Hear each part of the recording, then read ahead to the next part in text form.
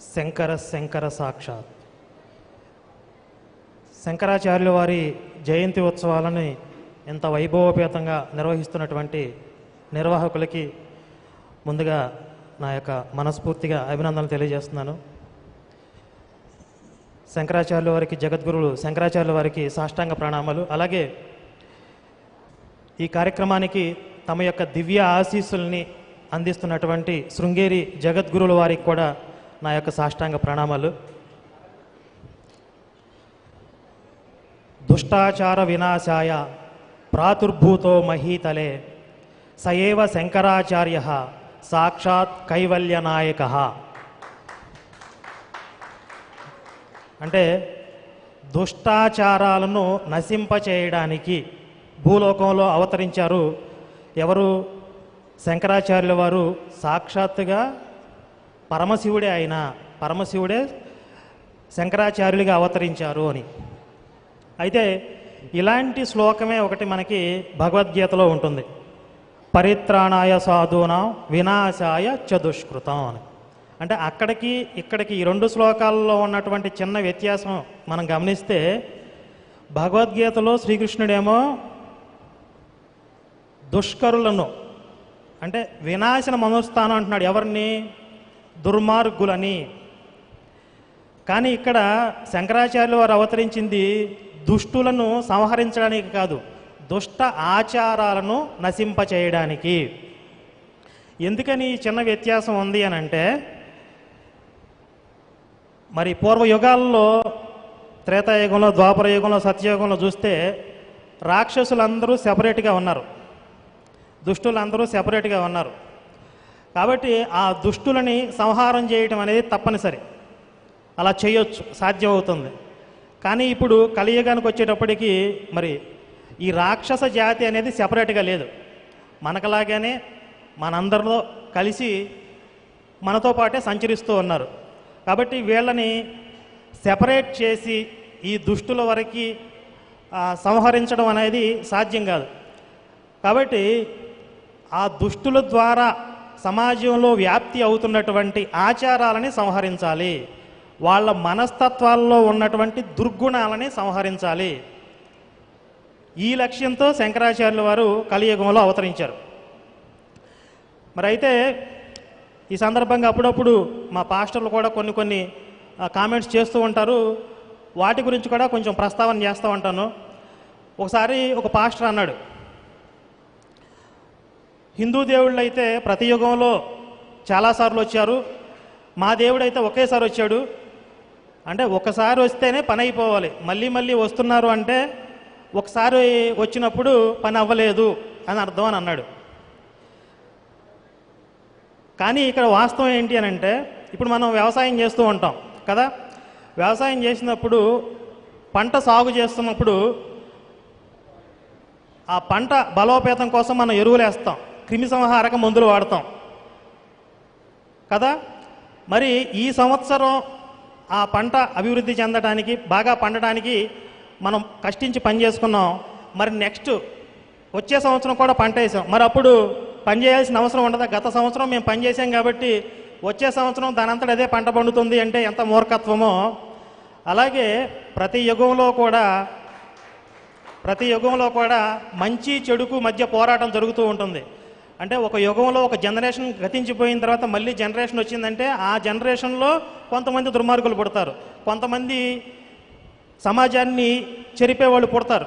కాబట్టి ప్రతి సంవత్సరం మనం ఎలా అయితే పంట కోసం కష్టపడతామో, భగవంతుడు కూడా ప్రతి యుగంలో ప్రతి జనరేషన్లో కూడా ఆయన అవతరిస్తూ ఉంటాడు. అంటే బాధ్యత ఉన్నవాడు చేసే పనిది. మీ వాడికి బాధ్యత లేదు, మా దేవుడికి బాధ్యత ఉంది. మీరు చెప్పేది ఎలా ఉందంటే, మా తాతలు నేతులు తాగారు, మీరు వాళ్ళ మూతులు నాకండి అన్నట్టుగా ఉంది. మరి బంగారాయ శర్మ గారు మొన్న అంటే ఈ జయంతి ఉత్సవాల గురించి మాట్లాడుతూ అంశం ఏం మాట్లాడతారని అడిగారు. మీ ఇష్టం ఏదైనా చెప్పండి పర్వాలేదు అంటే, ఈ సమాజంలో ఈ పాషాణ మతాలు లేకపోతే అజ్ఞానం ప్రబలితే వచ్చే ప్రమాదం ఏంటి, ఈ అంశం గురించి మాట్లాడితే బాగుంటుంది, అసలు వాటిని ఎందుకు ఖండించాలి అనే అంశం గురించి మాట్లాడమన్నారు. ఇప్పుడు కరోనా వైరస్ యొక్క దుష్పరిణామాలు ఏంటి, దుష్ఫలితాలు ఏంటి అని చాలామందికి తెలుసు. అలాగే ఈ పాషాణ మతాల యొక్క ప్రభావం దుష్ఫలితాలు ఏంటంటే అందరికీ తెలియకపోవచ్చు, కొంతమందికి తెలుసు. సరే, నేను కొన్ని విషయాలు చెప్పే ప్రయత్నం చేస్తాను. ముఖ్యంగా ఈ పాషాణ మతాలని, అజ్ఞానాన్ని ఖండించకపోతే వచ్చే ప్రమాదం ఏంటంటే అల్పజ్ఞానం, అల్పత్వం పెరిగిపోతుంది. వీళ్ళే అర్ధ పండితులే మేము మహాపండితులు అని చెప్పి గర్వంతో విర్రవీగిపోయే పరిస్థితి వస్తుంది. వీళ్ళ పాండిత్యం ఎలా ఉంటుందంటే సర్వే జన సుఖినో భవంతు అన్నారనుకోండి, సర్వే వాళ్ళైనా సుఖంగా ఉండేది, మేము వద్దా అని చెప్పి రెవెన్యూ వాళ్ళు అన్నారంట. అంటే వీళ్ళ పాండిత్యం ఆ విధంగా ఉంటుందన్నమాట. అజ్ఞానం ప్రబలితే వచ్చే ప్రమాదం. ఇదే విధంగా పాస్టర్లు కూడా మాట్లాడుతూ ఉంటారు. ఈ మధ్య ఒక పాస్టరు రామాయణం గురించి మాట్లాడుతూ, రామాయణం ఎప్పుడో త్రేతాయుగం లక్షల సంవత్సరాలు నాటిది అంటున్నారు. లేదు లేదు, ఈ మధ్యే ఓ 2-3 వేల సంవత్సరాల క్రితం రాయబడింది. అది ఎలా చెప్తున్నాను ఈ మాట అంటే, దశరథుడు పుత్రకామేష్టి యాగం చేసినప్పుడు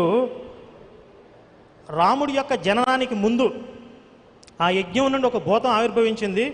యజ్ఞపురుషుడు వచ్చాడు, ఆయన అన్నంతో చేసినట్టు పాయసం తీసుకొచ్చాడు అని రామాయణంలో రాసి ఉంది. అన్నం అనే పదం ఉంది కాబట్టి అన్నం అంటే ఏంటి? White rice.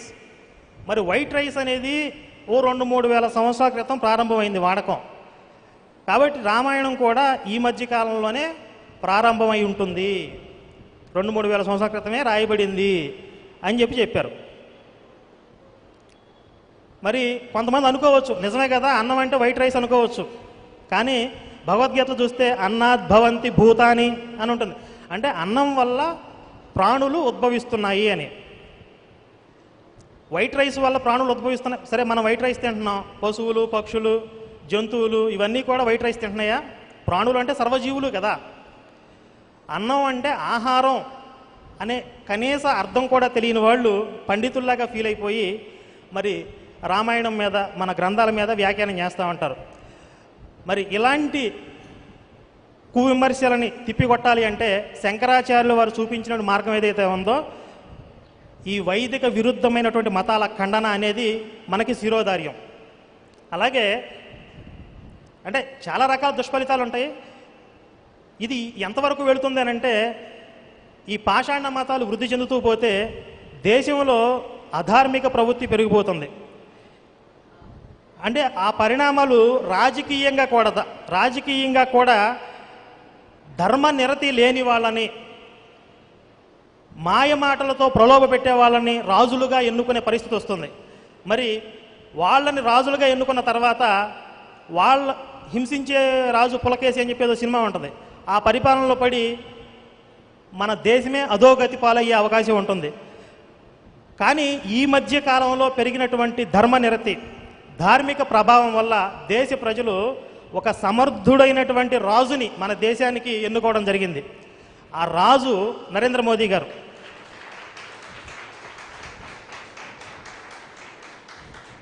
మరి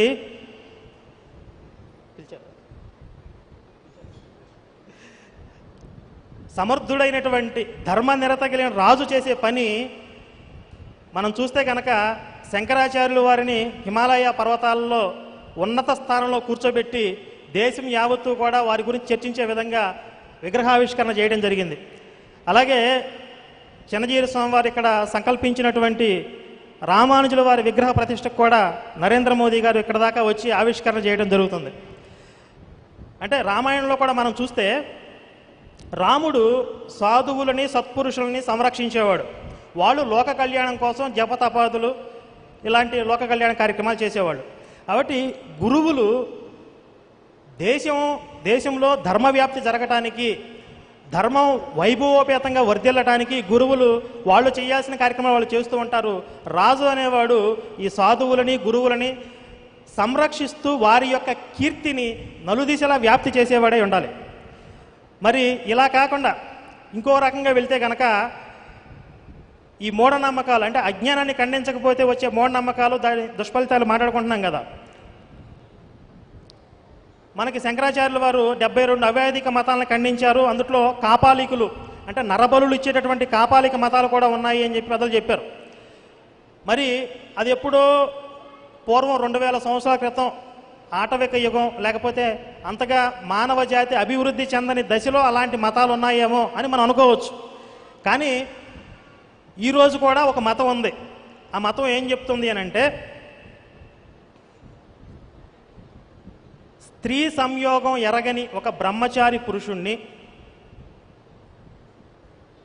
మిట్ట మధ్యాహ్నం గనక బలిస్తే మనకి స్వర్గం ఫ్రీగా వస్తుంది, మానవ జాతి అంతటికీ కూడా స్వర్గం ఫ్రీగా వస్తుంది అని చెప్తుంది.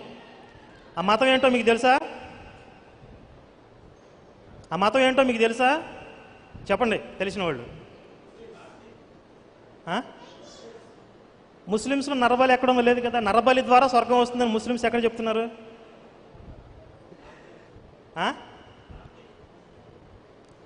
వినపడట్లేదు. బాప్టిస్టులా అంటే క్రైస్తవంలో ఒక శాఖ. మొత్తం క్రైస్తవం అది కదా, బాప్తిజం ఏముంది అందులో, మొత్తం క్రైస్తవ మత సిద్ధాంతం అది. నరబలి ద్వారా స్వర్గం వస్తుంది అంటే మీకు మూఢనమ్మకంలా అనిపిస్తుందా లేదా? ఇదేదో ఆటవిక మతంలాగా అనిపిస్తుందా లేదు? ఇప్పుడు క్రైస్తవ మతం అదే చెప్తుంది. మరి మాది ఆధునిక యుగం, ఆధునిక మతం, మాది తెల్లవాళ్ళు నమ్మే మతం, అమెరికా వాళ్ళు నమ్మే మతం అని చెప్తున్నారు కదా. వాళ్ళ మత సిద్ధాంతం ఏంటంటే స్త్రీ సంయోగం ఎరగని యేసుని అంటే బ్రహ్మచారి పురుషుణ్ణి బలిస్తే ఆ నరబలి ద్వారా మనం స్వర్గానికి పోతామని అదే చెప్తున్నారు వాళ్ళు. ఇది మీకు మూఢనమ్మకం అనిపించట్లేదా? దీంట్లో ఇంకా ఇంకా మీరు లోతుగా వెళ్తే కనుక మీరు పుట్టక ముందే మీరు చేసే పాపాలకి, మీరు చేయబోయే పాపాలకి ఆయన ఎప్పుడో 3 మేకులు కొట్టించుకున్నాడు అని చెప్తున్నారు. ఆయన మన కోసమే ఆ 3 మేకులు కొట్టించుకున్నాడు అని మీరు నమ్మాలంటారు. మీకు ఎక్కడైనా సరే సందేహం వచ్చిందనుకోండి, అదేంటి మేము పుట్టకముందే చేయబోయే పాపాలకి మా కోసం ఆయన మేకులు కొట్టించుకోవటం ఏంటి అని మీకు డౌట్ వచ్చిందనుకోండి, మిమ్మల్ని తీసుకెళ్ళి మంటలు వేసి కాలుస్తాడు. మీకు డౌట్ రాకూడదు. అలాగే నా మతం కానివాడిని, నా మతంలోకి రానివాడిని, నన్ను దేవుడిగా ఒప్పుకొని వాడిని నువ్వు గనక చంపితే నీకు స్వర్గంలో 72 మంది కన్యల్ని సప్లై చేస్తాను నేను, పక్కన మద్యం ఏరులై పారుతూ ఉంటుంది, ఇంకా దాని గురించి వర్ణన చాలా ఉంటుంది. ఇదొక మతం చెప్తుంది. కాబట్టి అజ్ఞానం ప్రబలితే కలియుగంలో వచ్చే దుష్పరిణామాలు ఇవన్నీ కూడా. కాబట్టి ఈ మూఢనమ్మకాలు వ్యాప్తి చెందితే ఏమవుతుంది మరి? వాడెవడో నమ్ముతున్నాడులే, వాడికి మన సంబంధం ఏముందిలే అనుకోవటానికి లేదు. ఇప్పుడు మనకి చైనాలో వైరస్ ప్రారంభమైంది, కరోనా వైరస్. మొట్టమొదటి మీరేమనుకున్నారు నిజం చెప్పండి? చైనాలో వైరస్ ప్రారంభమైతే మీకు చాలా ఆసక్తికరంగా అనిపించింది కదా. రోజు న్యూస్ చూడటం, అక్కడ అలా అవుతుందంట, ఇక్కడ ఎలా అవుతుందంట, కొత్త హాస్పిటల్ పెట్టారంట అని చెప్పి చక్కగా టీవీలో బులెటిన్స్ చూడటం, న్యూస్ పేపర్లో ఆర్టికల్స్ చదువుకోవటం మంచి ఇంట్రెస్టింగ్ అనిపించింది కదా. భయం వేయలేదు మీకు? అది మన భారత్ ఎప్పుడు రావాలి, మన దాకా ఎప్పుడు రావాలి అనుకున్నారు. తర్వాత మెల్లగా భారత్లో ఎక్కడో ఏదో రాష్ట్రంలో కరోనా కేసు వచ్చిందని చెప్పారు. అప్పుడు కొంచెం చిన్నగా కొద్దిగా భయం వేసి ఉండొచ్చు. ఏముందిలే మన తెలంగాణ, మన హైదరాబాద్ దాకా రావాలి కదా, అప్పుడు చూసుకుందామని అనుకున్నారు. తర్వాత హైదరాబాద్లో ఎక్కడో మూల ఏదో చిన్న కేసు వచ్చిందని న్యూస్ వచ్చింది. మరి ఇక్కడున్న గుండె కిందకి జారింది కొద్దిగా. అంటే అప్పుడు దాకా ఇంట్రెస్టింగ్గా, ఆసక్తికరంగా కథనాలు చదువుకుంటూ, న్యూస్ బులెటిన్స్ చూస్తూ ఎంజాయ్ చేస్తున్న మోడ్లో నుంచి చిన్నగా భయం మొదలైంది. ఆ తర్వాత 5 కేసులు, 10 కేసులు, వందల్లో వేలల్లో కేసులు స్ప్రెడ్ అవుతున్నాయి. కొంతమంది అక్కడక్కడ చనిపోతున్నారంటే ఏదో సినిమాలో చూపించినట్టు బ్రహ్మానందం బాత్రూంలోకి పోయి ఇట్లా వణుకుతూ కూర్చున్నట్లుగా ఇంట్లోకి పోయి వణుకుతూ కూర్చున్నాం. మనందరికీ ఆ పరిస్థితి అనుభవించాం కదా, అవన్నీ దాటుకుని వచ్చాం కదా. అలాగే ఈ అజ్ఞానం ప్రబలితే, ఈ మూఢనమ్మకాలు వ్యాప్తి అయితే ఆ పక్కన ఎవడో నమ్ముతున్నాడులే, ఆ పక్కన ఎవడో మతం మారాడులే, మన దాకా రాదు కదా, మనకి సెగ తగలదు కదా అనుకోవటానికి లేదు. ఎక్కడో చైనాలో పుట్టిన వైరస్ మన దాకా రావడానికి ఎక్కువ కాలం పట్టలేదు. మరి మన చుట్టుపక్కల ఎంతమంది ఈ మూఢనమ్మకాలను నమ్ముతూ ఈ వైరస్ను తగిలించుకుని ఈ వైరస్తో వాళ్ళు జాంబీలుగా మారిపోయారు. వాళ్ళు జాంబీలుగా మారిపోవడం కాదు, చుట్టుపక్కల ఉన్న వాళ్ళని కూడా వాళ్ళు కొరకాలి. వాళ్ళని కొరికి మతం మారిస్తే వాళ్ళ దేవుడు వాళ్ళకి స్వర్గంలో గిఫ్ట్లు ఇస్తాడు అని వాళ్ళు నమ్ముతున్నారు. కాబట్టి మిమ్మల్ని కొరకకుండా వాళ్ళు వదలరు. ఏదో ఒక సందర్భంలో మిమ్మల్ని కొరకడానికే చూస్తాడు. కాబట్టి మీరు ఎలా తప్పించుకుంటారు? మరి మీరు తప్పించుకోవాలంటే వ్యాక్సినేషన్, కరోనా నుంచి రక్షణ కోసం వ్యాక్సిన్ కావాలి. అలాగే ఈ అజ్ఞానం నుంచి మనకు రక్షణ కావాలంటే శంకరాచార్యులు వారు ప్రసాదించినటువంటి జ్ఞానం, ఆ వ్యాక్సిన్ మనకు రావాలి. నేను సందర్భంలో శంకరాచార్య వారి గురించి మాట్లాడాల్సి వస్తే ఒక చిన్న విషయం చెప్పాను. త్రిమూర్తిత్వం కలిసినటువంటి గురుతత్వం శంకరాచార్యుల వారు. అంటే త్రిమూర్తులు ఎవరైతే బ్రహ్మ విష్ణు మహేశ్వరులు, బ్రహ్మ సృష్టి చేస్తాడు, విష్ణువు రక్షిస్తాడు, శివుడు డిస్ట్రాయ్ చేస్తాడు, నాశనం చేస్తాడు. అలాగే శంకరాచార్యుల వారు భక్తుల కోసం ఎన్నో శ్లోకాలు రచించారు. సౌందర్య లహరి కావచ్చు, శివానంద లహరి కావచ్చు, నరసింహ స్తోత్రం కావచ్చు, ఇలాంటివి ఎన్నో ఇచ్చారు. అంటే ఆ భక్తిని వృద్ధి చేయడానికి కావలసినటువంటి సాహిత్య సంపదని సృష్టించారు. అంటే బ్రహ్మతత్వం ఆయనలో ఉంది. అలాగే విష్ణుత్వం ఆయనలో ఎలా అయితే ఇంతకుముందు మన శర్మగారు చెప్పినట్లుగా భారతదేశం యొక్క నలువైపులా 4 పీఠాలని స్థాపించి సనాతన ధర్మానికి ఎప్పుడు ప్రమాదం ఏర్పడినా ఆ పీఠాల నుంచి వచ్చేటటువంటి గురు పరంపరతో ఆ అధర్మాన్ని మనం నిర్జించగలిగేటటువంటి, సనాతన ధర్మాన్ని నిలబెట్టేటటువంటి వ్యవస్థను అక్కడ ఏర్పాటు చేశారు. అంటే రక్షించే బాధ్యతను తీసుకున్నారు. అందువల్ల విష్ణుత్వం. అలాగే శివత్వం, ఏదైతే ఈ వైదిక విరుద్ధమైన పాషాణ మతాలు ఉన్నాయో వాటన్నిటినీ కూడా డిస్ట్రాయ్ చేశారు, నాశనం చేశారు. శివతత్వం అది. కాబట్టి త్రిమూర్తిత్వం కలిసినటువంటి గురుతత్వం శంకరాచార్యుల వారు. నేను ఎప్పుడన్నా పాస్టర్లతో డిబేట్లు చేసేటప్పుడు కూడా నేను ఒకే ఒక విషయం నమ్ముతాను, నాకు శంకరాచార్యుల వారి అనుగ్రహం ఉంది, నేను ఎక్కడ ఓడిపోవటం అనేది జరగదు. నేను ధర్మం కోసం మాట్లాడుతున్నాను, నాకు అవసరమైనటువంటి జ్ఞానాన్ని ప్రసాదించే బాధ్యత ఆయనే చూసుకుంటారు అనే ఒక నమ్మకంతో నేను వెళ్తాను. అలాగే శర్మగారు నేను ఒక చారిత్రాత్మకమైనటువంటి సంఘటనలో ఓ భాగస్వాములు అయ్యాం. ఇంతకుముందు చెప్పినట్లుగా ఆ ఋగ్వేదంలో, సామవేదంలో, యజుర్వేదంలో పలానా శ్లోకం ఉంది, పలానా మంత్రం ఉంది, మీకు తెలుసా అని చెప్పి మనల్ని మాయ పెట్టేటటువంటి మాటలతో మభ్యపెడుతూ ఉంటారు పాస్టర్లు కావచ్చు, ఇస్లాం ప్రచారకులు కావచ్చు. ఈ విధంగా ఒక పాస్టరు విచ్చలుడిగా చెలరేకపోతున్నాడు, రంజిత్ ఓఫిర్ అని చెప్పి ఒక పుస్తకమే రాశాడు. ఒక పుస్తకం రాసి నేను పీఠాధిపతులకు పంపించాను, వాళ్ళకి పంపించాను, వాళ్ళు సమాధానం చెప్పట్లేదు అని చెప్పి ఇష్టం వచ్చినప్పుడు ప్రగల్భాలు పలుకుతున్నాడు. వాడిని పిలిపించి ఒక డిబేట్, ఒక చర్చా వేదికను ఏర్పాటు చేసి చిన్నజీయర్ స్వామి వారి ఆధ్వర్యంలో, అంటే వాడు కొన్నాళ్ళకి చచ్చిపోవచ్చు, చచ్చిపోయిన తర్వాత ఏం మాట్లాడుకుంటారు, మా రంజిత్ ఓఫిర్ బ్రతికొండంగా ఎవరో కూడా ఆయన మాట్లాడిన దాన్ని ఖండించలేకపోయారు. ఒక ఓఫిర్ అనే కాదు, ఈ విధంగా హిందూ సాహిత్యంలో మా దేవుడి గురించి ఉంది అని చెప్పేటువంటి పాస్టర్లు, అన్యమత ప్రచారకులు చాలామంది కుప్పలు తెప్పలుగా ఉన్నారు. ఎవడో ఒక్కడైనా సరే మనం కాలర పట్టుకుని లాక్కొచ్చి కూర్చోబెట్టి వాడు చెప్పిన తప్పని రుజువు చేయకపోతే మమ్మల్ని ఎవరూ ఖండించలేకపోయారు, కాబట్టి మీరు చచ్చినట్టుగా మేము చెప్పింది నమ్మి తీరాలి అనేటటువంటి ప్రచారాలు కూడా వాళ్ళు మొదలు పెడతారు. కాబట్టి చిన్నజీయర్ స్వామి వారు చాలా బాధ్యతగా ముందుకు వచ్చి ఆ చర్చా వేదికకి సారథ్యం వహించి, అధ్యక్షత వహించి, అందుట్లో వక్తగా బంగారయ్య శర్మ గారిని పెట్టడం జరిగింది. ఆయనకి పక్కన సహాయకుడు, చిన్న సహాయకుడిగా నాకు ఒక పాత్ర ఇచ్చారు. ఏదన్నా 1-2 సందర్భాల్లో కాస్త నేను కూడా భాగస్వామ్యం అయ్యే అవకాశం కల్పించారు. ఆ విధంగా స్వామివారి ఆధ్వర్యంలో ఈ అన్యమత ప్రచారకుల ఓకదంపుడు మాటలకి కళ్ళెం వేసేటటువంటి చారిత్రాత్మకమైన సందర్భంలో మేమిద్దరం కలిసి ఒక భాగస్వాములు అవడం అనేది నిజంగా మర్చిపోలేనటువంటి సందర్భం అది. మరి శంకరాచార్యుల వారి జీవిత చరిత్రలో చూస్తే మండన మిశ్రుడు అనే ఒక ఆయన ఉన్నాడు. అంటే మనకి ప్రముఖంగా కనిపించేటటువంటి ప్రతివాది. చాలా రోజుల పాటు వాదోపవాదాలు జరిగాయి. కానీ చివరికి మండన మిశ్రుడు తన యొక్క ఓటమిని ఒప్పుకొని శంకరాచార్యుల వారికి శిష్యుడిగా మారిపోయాడు. అంటే అతను అప్పటి వరకు ఏదైతే ఒక సిద్ధాంతాన్ని నమ్మాడో ఆ సిద్ధాంతాన్ని మనస్ఫూర్తిగా త్రికరణ శుద్ధిగానే నమ్మాడు, ఎవరిని మోసం చేయాలని కాదు. తాను నమ్మినటువంటి సిద్ధాంతం తప్పు అని ఎప్పుడైతే రుజువైందో దాన్ని స్వీకరించాడు. సత్యస్వీకారం అని అంటారు కదా, ఆ విధంగా స్వీకరించే మనసు మండన మిశ్రుడికి ఉంది. వెంటనే శంకరాచార్యుల వారిని గురువుగా స్వీకరించడం కూడా జరిగింది. మరి ఈ రోజుల్లో ఉన్నటువంటి దుర్మార్గులు ఆ విధంగా లేరు. వీళ్ళు త్రికరణ శుద్ధిగా నమ్మరు, లోపల వాళ్ళకే నమ్మకం ఉండదు, మన దేవుడు లేదు, బొంగు లేదు, బూటకం లేదు అంటారు. ఎదుటివాడిని ఏమార్చడమే వీడి పని, వలేసి చేపలు పెట్టడమే వీడి పని. మరి వాళ్ళతో చర్చకి కూర్చుని వాడిని ఒప్పించడం అంటే నిజంగా నిద్రపోయేవాడిని లేపొచ్చు తప్ప నటించేవాడిని లేపలేం కదా.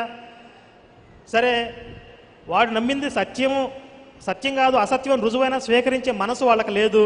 మరి ఆ రోజుల్లో మండన మిశ్రుడు ఒక్కడే ఉన్నాడు. కానీ ఈ రోజుల్లో కుప్పలు తెప్పలుగా వీధికొక పాండిత్యం ప్రదర్శించేటటువంటి వాళ్ళు పుంకాలుగా ఉన్నారు.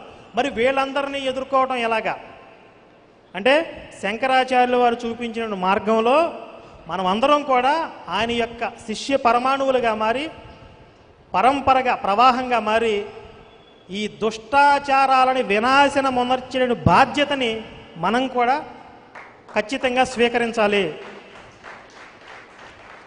దానికి మరి గురువుల యొక్క ఆశీస్సులు మనందరి మీద ఖచ్చితంగా ఉంటాయి అని నేను భావిస్తున్నాను. ఈ అవకాశం కల్పించినటువంటి నిర్వాహకులకి మరొకసారి ధన్యవాదాలు తెలియజేస్తూ జై శ్రీరామ్, భారత్ మాతాకి జై.